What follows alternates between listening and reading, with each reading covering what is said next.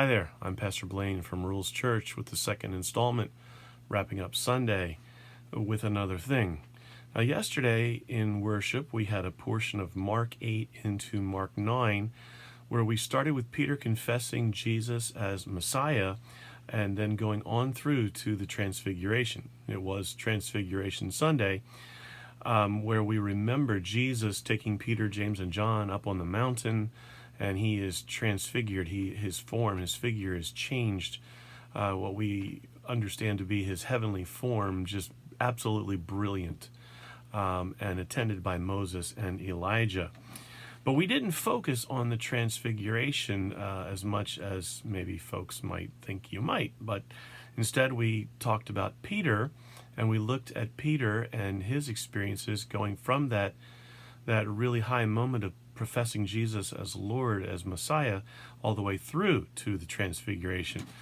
Doing so, we saw that there were times when Peter got it really, really right, and then he turned around and got it really, really wrong.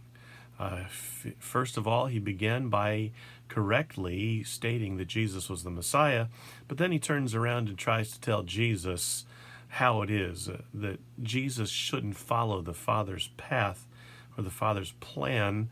When Jesus had been saying he's going to die, he's going to suffer and die and rise again, Peter tried to tell him, no, that's not how it should be. You shouldn't follow the plan. So Jesus rebuked Peter and says, "Get behind me, Satan." Wow, that's harsh, right? But what Jesus did next is a little bit surprising. He begins by giving some tough teaching. It shows that Jesus isn't giving up on Peter. He doesn't give up. He doesn't send Peter away, say, "That's it, you can't be a disciple anymore. I'm done with you. You had it right, but you've blown it." No. He gives some tough teaching to Peter and to everybody else that's around as well. But I have to think it's first of all and foremost for Peter to understand how things really are. Jesus wants Peter and all the people to understand him and what he's really about. Then 6 days later, Jesus invites Peter, James, and John to come with him in what turns out to be the Transfiguration event.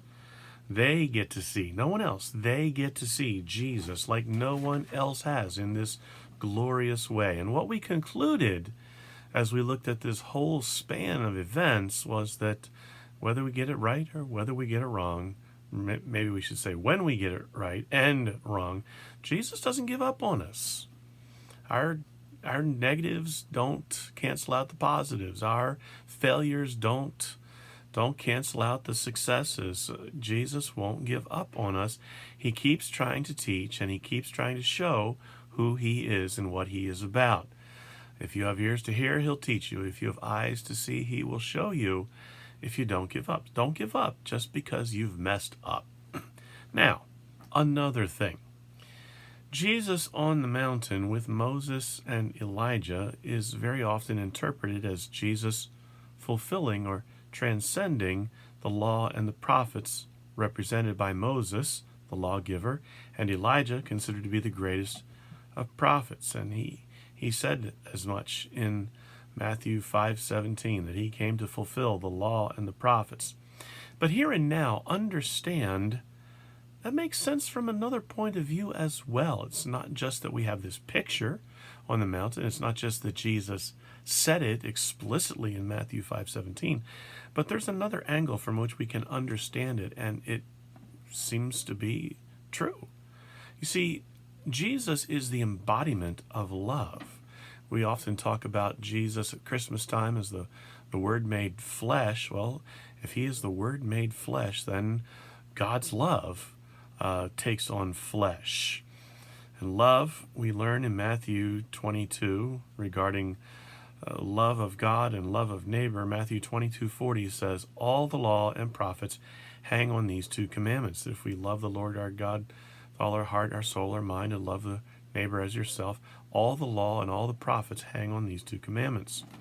So it's another way that we see that Jesus transcends it all, that it is fulfilled in him, that he wraps it all up together, law and prophets.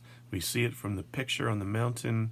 We see it from his statement that he makes in Matthew 5:17 during the Sermon on the Mount, and we see it in this other way where we understand Jesus as he is from heaven, as the Word made flesh, as love taking on human form.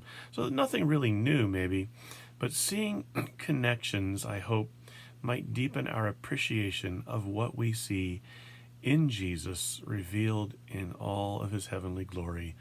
In that picture on top of the mountain, Jesus, Moses, Elijah, Peter, James, and John, and the voice from the cloud saying, "This is my son, my love. Listen to him." Well, that's all for this week. I hope that you can join us next Sunday as we consider Jesus and an encounter that he has with a rich man. If you want to look ahead, you'll find that story in Mark chapter 10, verses 17 to 31. Mark 10, 17 to 31. Hope to see you then. Until then, be blessed.